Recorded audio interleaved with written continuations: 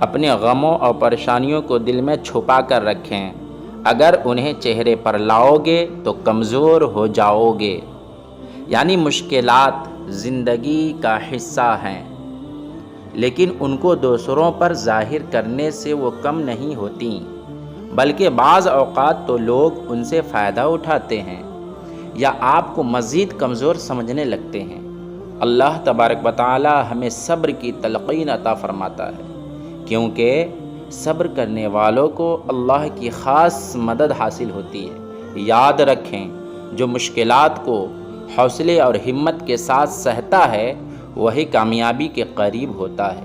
اس لیے اپنے غموں کو اللہ کے حوالے کریں اور دعا کریں اور مثبت سوچ کے ساتھ آگے بڑھیں۔